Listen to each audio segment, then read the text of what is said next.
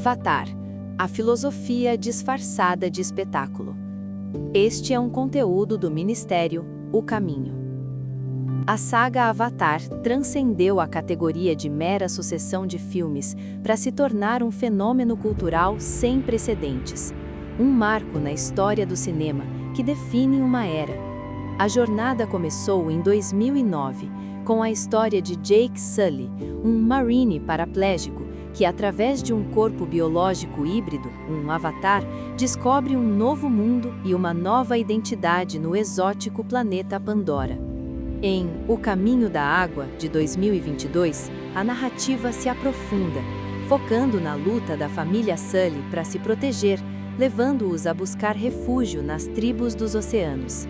E agora, com Fogo e Cinzas, que estreou exatamente esta semana, em 19 de dezembro de 2025, a trilogia atinge seu ponto mais sombrio e maduro, explorando as feridas abertas pela guerra, o luto profundo e o ciclo implacável de vingança, que ameaça a consumir até mesmo os heróis.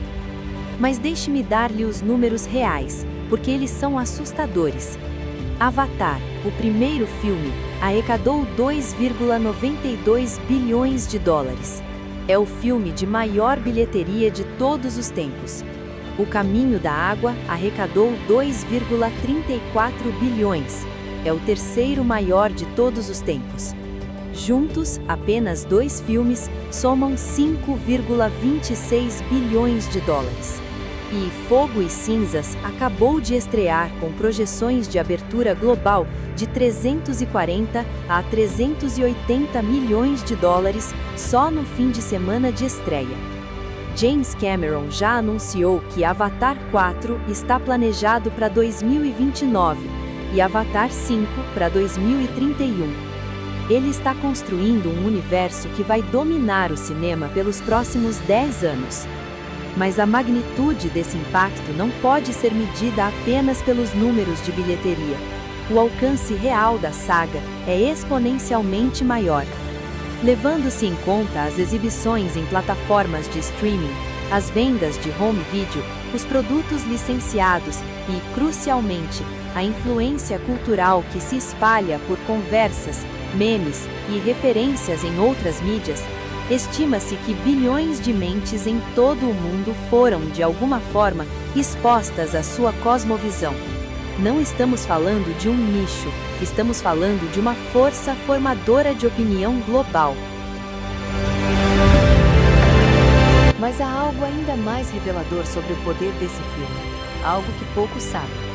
Em 2010, logo após a estreia do primeiro Avatar, começaram a surgir relatos perturbadores. Pessoas experimentando depressão profunda depois de assistir ao filme.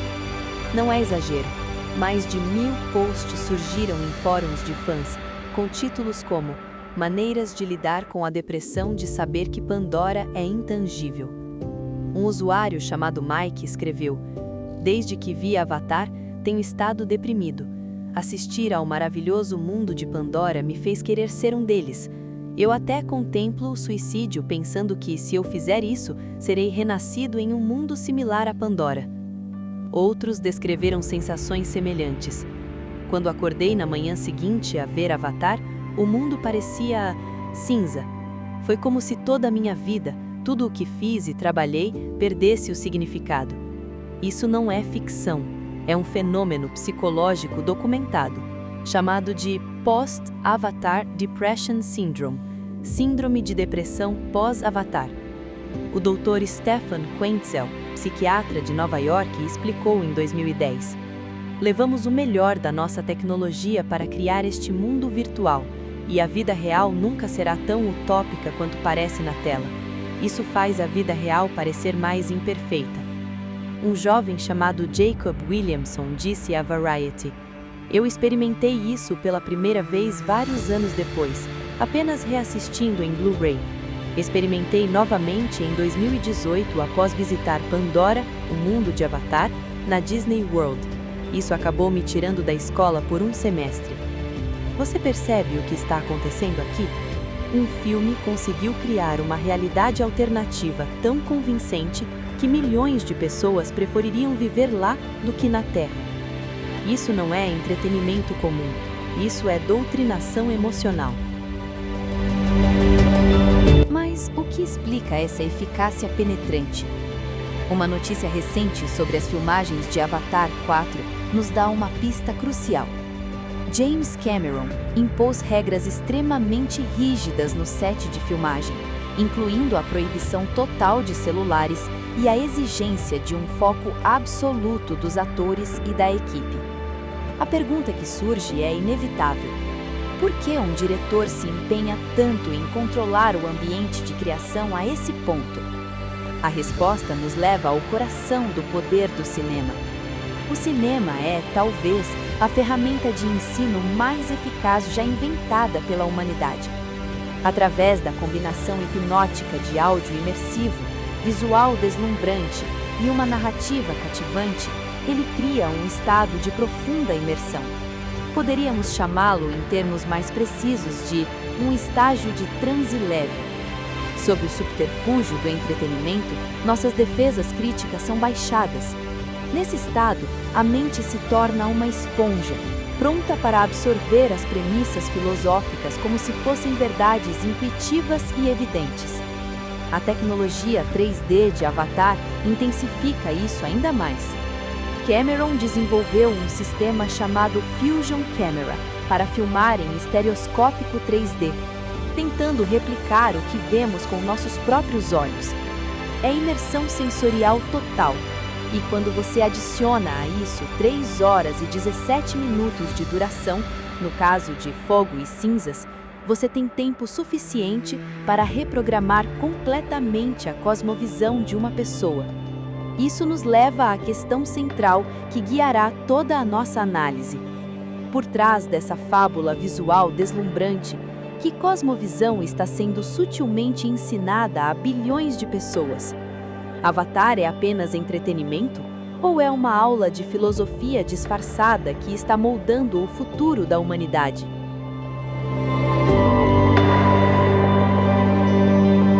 Antes de continuarmos, gostaríamos de fazer uma pergunta a quem nos acompanha até este ponto.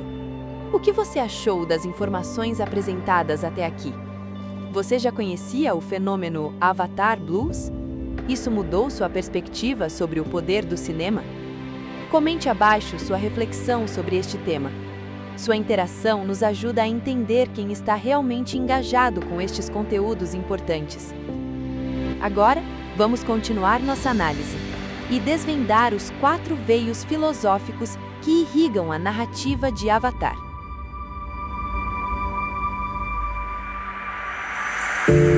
Vamos agora desvendar os veios filosóficos que irrigam a narrativa de Avatar, expondo suas raízes e o impacto que produzem em quem os consome. Veio 1. O panteísmo sedutor.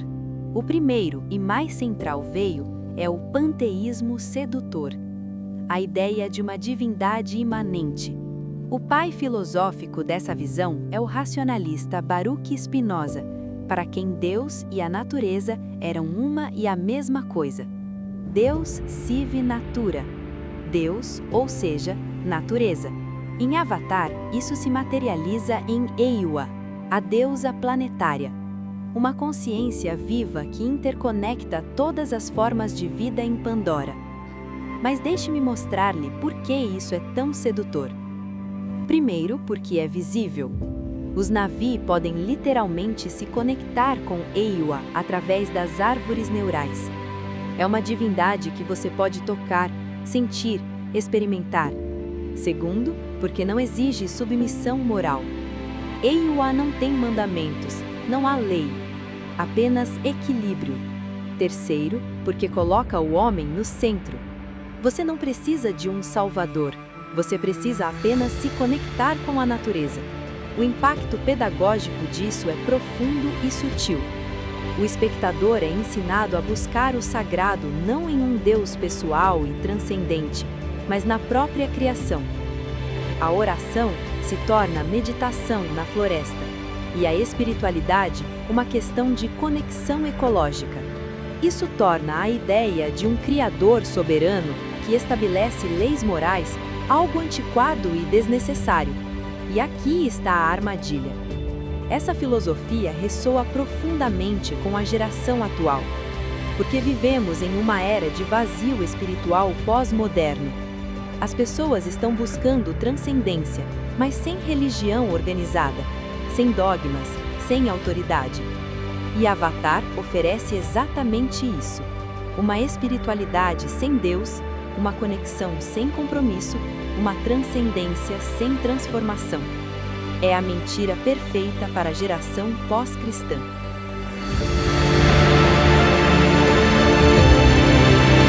O segundo véu é a crítica correta com a solução errada ao tecnocapitalismo. Aqui, os pais da filosofia são Martin Heidegger, que cunhou o termo enquadramento, para descrever como a tecnologia moderna vê a natureza apenas como um recurso a ser explorado. E pensadores da escola de Frankfurt, como Adorno e Horkheimer, que criticaram a indústria cultural. A corporação RDA em Avatar é a personificação perfeita desse conceito. Uma máquina insaciável que devora florestas em busca de minério chamado unobtainium. E aqui está a genialidade. A crítica é legítima. O capitalismo desenfreado realmente destrói o meio ambiente, realmente explora os mais fracos, realmente coloca o lucro acima da vida. Avatar mostra isso com precisão cirúrgica e gera uma repulsa legítima à ganância e à destruição ambiental. Mas então vem a parte perigosa. Essa crítica cria um vácuo. Se o sistema capitalista é o vilão, qual é o herói? A saga responde: uma sociedade tribal, coletivista e panteísta. Os Na'vi vivem em harmonia total com a natureza. Não têm propriedade privada, compartilham tudo. São governados por líderes espirituais, não por políticos ou empresários. É a romantização do primitivismo, a ideia de que o bom selvagem de Rousseau é a solução para os males da modernidade. A mente do espectador é preparada para aceitar soluções espiritualistas e coletivistas como a única alternativa sábia e santa à destruição causada pelo progresso material. E aqui está o problema. Essa solução ignora completamente a raiz do problema. O problema não é o sistema econômico, é o coração humano. Você pode colocar humanos em qualquer sistema, capitalista, socialista, tribal, e eles continuarão sendo egoístas, gananciosos e violentos. Porque o pecado não está no sistema, está em nós. Mas Avatar não quer que você pense nisso. Avatar quer que você acredite que se simplesmente mudássemos o sistema, tudo ficaria bem. É uma mentira sedutora e perigosa.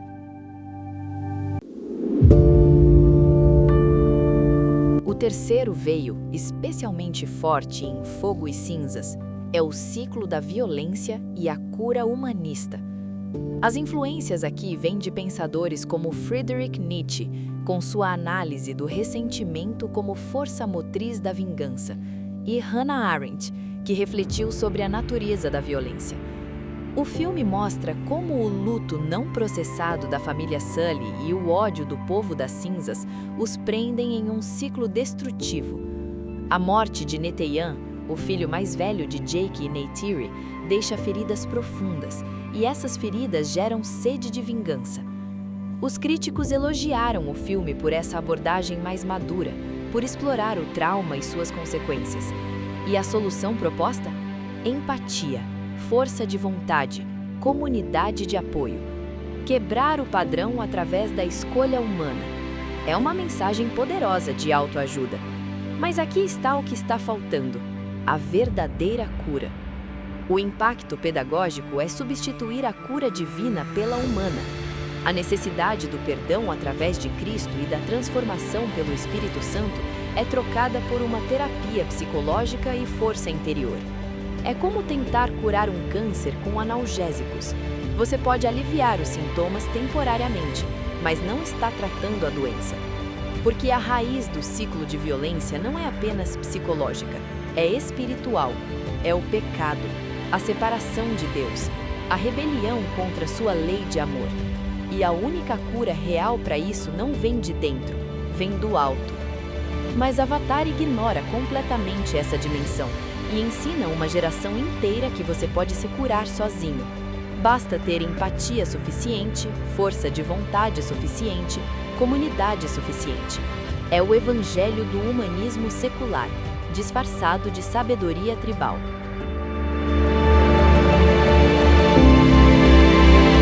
Finalmente, temos a autenticidade da autoescolha, o cerne da jornada de Jake Sully.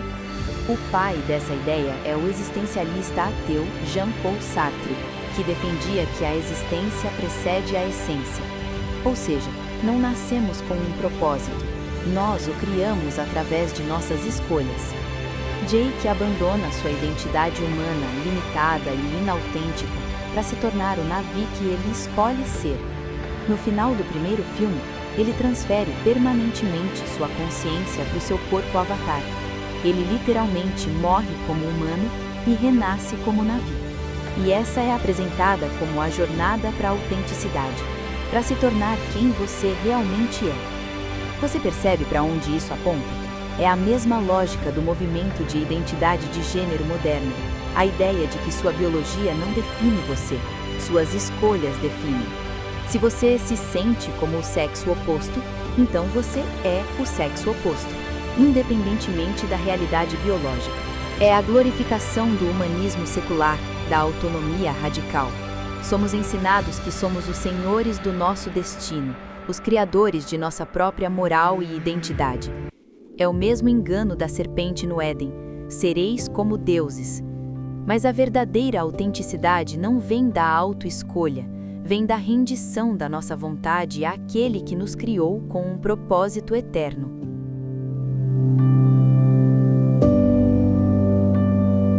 Após expor as ideias que sustentam a saga, é imperativo que as confrontemos com a única fonte de verdade inabalável, a Palavra de Deus. O que o "assim diz o Senhor" tem a dizer sobre cada um desses pontos? Contra o panteísmo, o Deus transcendente. Contra o panteísmo, a Bíblia é inequívoca.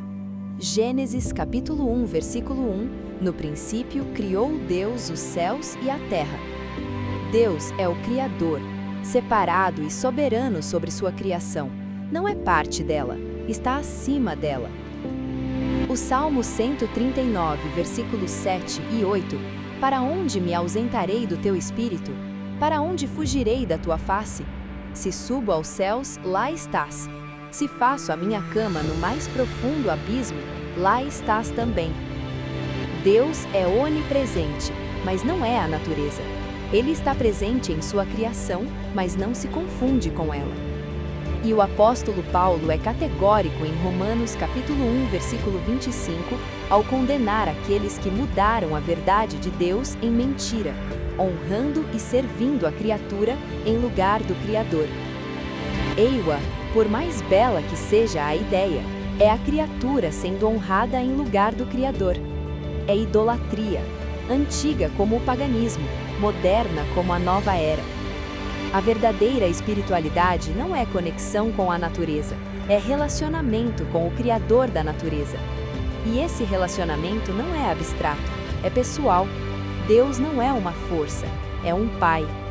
João capítulo 1, versículo 12, mas a todos quantos o receberam, deu-lhes o poder de serem feitos filhos de Deus, a saber, aos que creem no seu nome.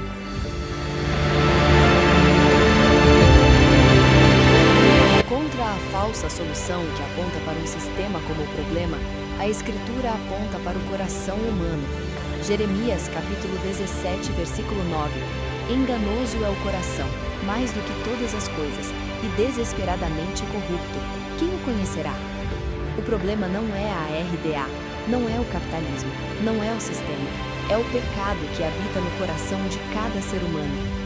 Você pode destruir todas as corporações, pode abolir todo o dinheiro, pode voltar a viver em tribos na floresta, e os humanos continuarão sendo gananciosos, violentos e egoístas.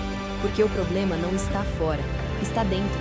Jesus disse em Marcos capítulo 7, versículos 21 a 23, porque de dentro, do coração dos homens, é que procedem os maus desígnios, a prostituição, os furtos, os homicídios, os adultérios, a avareza, as malícias, o dolo, a lascívia, a inveja, a blasfêmia, a soberba, a loucura. Ora, todos estes males vêm de dentro e contaminam o homem. A solução não é o coletivismo tribal, é o novo nascimento. João capítulo 3, versículos 5 e 6, em verdade te digo, quem não nascer da água e do Espírito, não pode entrar no reino de Deus. O que é nascido da carne, mas o que é nascido do Espírito, é Espírito. É uma transformação individual e espiritual, operada por Cristo, que muda o coração e, consequentemente, as ações do homem.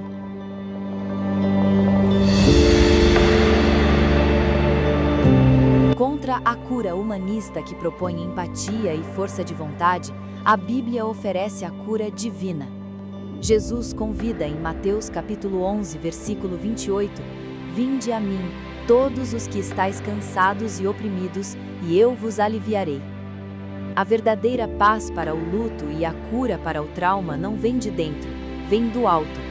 O perdão, o único antídoto para o ciclo da violência, não é um mero ato de vontade, é um mandamento divino, possível apenas através do poder que nos é concedido pela graça de Cristo. Colossenses capítulo 3, versículo 13. Suportai-vos uns aos outros, perdoai-vos mutuamente, caso alguém tenha motivo de queixa contra outrem. Assim como o Senhor vos perdoou, assim também perdoai vós. Você percebe? Assim como o Senhor vos perdoou. O perdão que oferecemos aos outros é possível porque primeiro fomos perdoados. Não é força de vontade, é graça recebida e então compartilhada. E a cura para o trauma? Isaías capítulo 61, versículos 1 a 3. O Espírito do Senhor Deus está sobre mim, porque o Senhor me ungiu para pregar boas novas aos quebrantados. Enviou-me a curar os quebrantados de coração, a proclamar libertação aos cativos e a pôr em liberdade os algemados, a apregoar o ano aceitável do Senhor e o dia da vingança do nosso Deus, a consolar todos os que choram e a pôr sobre os que em Sião estão de luto uma coroa em vez de cinzas. Coroa em vez de cinzas. Esse é o título do terceiro filme, Fogo e Cinzas. Mas a promessa bíblica vai além. Não oferece apenas aceitação das cinzas, oferece transformação das cinzas em coroa.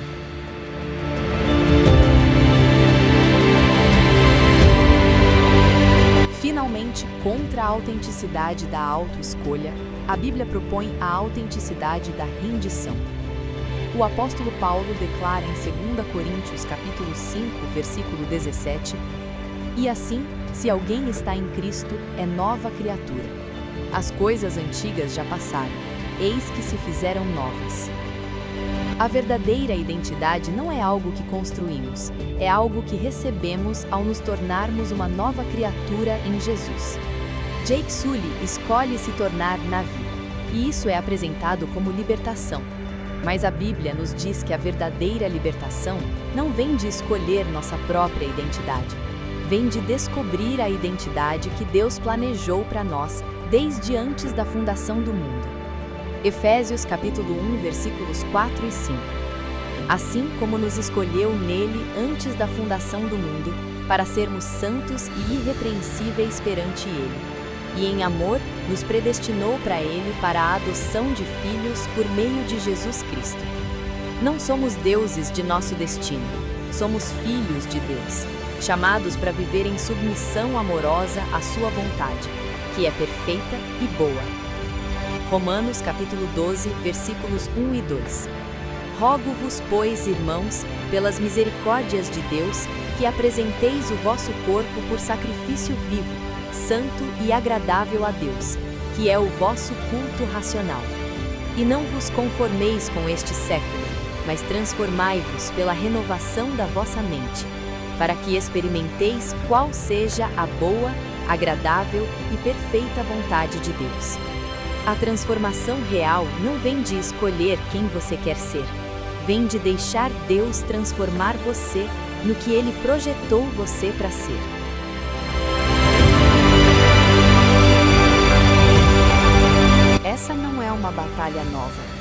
pioneiros do movimento adventista, especialmente Ellen G. White, nos alertaram sobre isso com uma clareza profética. Em O Grande Conflito, ela escreveu sobre o espiritualismo moderno, que nos últimos dias se tornaria a corrente mais fascinante e enganosa. Ela previu que o panteísmo, a ideia de que Deus é tudo e em tudo, se infiltraria na igreja e no mundo, apresentando-se como uma filosofia elevada, racional e científica. Avatar é a materialização perfeita dessa profecia. É o engano se apresentando como luz, beleza e preocupação ecológica. Em Testemunhos para a Igreja, volume 8, página 291, Ellen White escreveu: as teorias panteístas não são sustentadas pela palavra de Deus.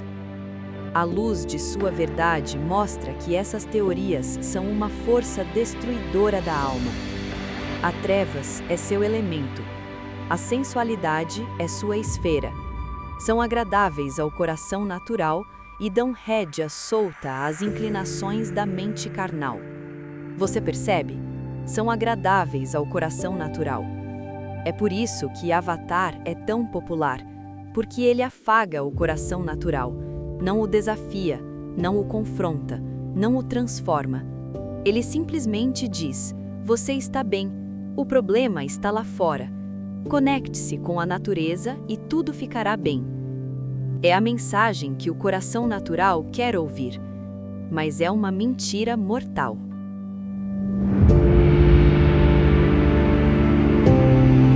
E essa filosofia prepara o mundo para o próximo grande passo no grande conflito.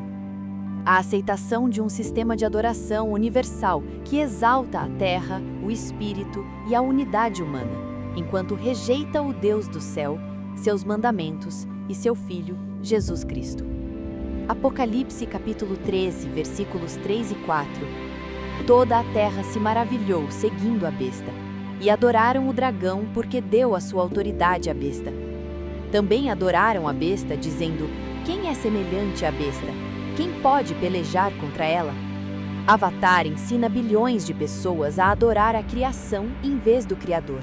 E quando chegar o momento da crise final, quando o mundo for chamado a escolher entre a adoração ao verdadeiro Deus e a adoração à besta, quantos estarão preparados? Quantos terão sido tão condicionados por filmes como Avatar que a adoração à Mãe Terra, à unidade global, ao Espírito Universal, parecerá natural, parecerá correto? Apocalipse capítulo 14, versículos 6 e 7. Vi outro anjo voando pelo meio do céu, tendo um evangelho eterno para pregar aos que se assentam sobre a terra, e a cada nação, e tribo, e língua, e povo, dizendo em grande voz: temei a Deus e dai-lhe glória, pois é chegada a hora do seu juízo. E adorai aquele que fez o céu, e a terra, e o mar, e as fontes das águas. A mensagem final de Deus é: adorai aquele que fez, não aquele que é, mas aquele que fez, o Criador, não a criação. E Avatar ensina exatamente o oposto.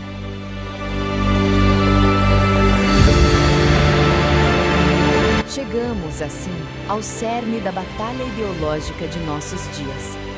A saga Avatar funciona como uma contrapartida fascinante, mas profundamente perigosa do Evangelho. Ela oferece uma resposta para o vazio espiritual do homem moderno, uma solução para a destruição ecológica, um caminho para a cura do trauma e uma jornada para a identidade. Tudo isso envolto em uma beleza visual deslumbrante e uma narrativa comovente. É uma mentira contada com a perfeição estética de uma verdade. E é exatamente isso que a torna tão eficaz e tão arriscada. Pense comigo. Por que as pessoas desenvolvem Avatar Blues? Por que ficam deprimidas após assistir ao filme? Não é apenas porque Pandora é bonito, é porque Pandora oferece algo que elas sentem que falta na Terra: propósito, conexão, comunidade, transcendência. Mas aqui está a trágica ironia. Tudo isso está disponível agora, não em Pandora, mas em Cristo. Jesus oferece propósito. Eu vim para que tenham vida e a tenham em abundância. João capítulo 10, versículo 10. Jesus oferece conexão. Eu sou a videira, vós os ramos. Quem permanece em mim e eu nele, esse dá muito fruto. João capítulo 15, versículo 5. Jesus oferece comunidade. Porque onde estiverem 2 ou 3 reunidos em meu nome, ali estou no meio deles. Mateus capítulo 18, versículo 20. Jesus oferece transcendência. Não acumuleis para vós outros tesouros sobre a terra, mas ajuntai para vós outros tesouros no céu. Mateus capítulo 6, versículos 19 e 20. Tudo o que Avatar promete, Cristo oferece, mas de verdade. Não em uma tela, mas na realidade.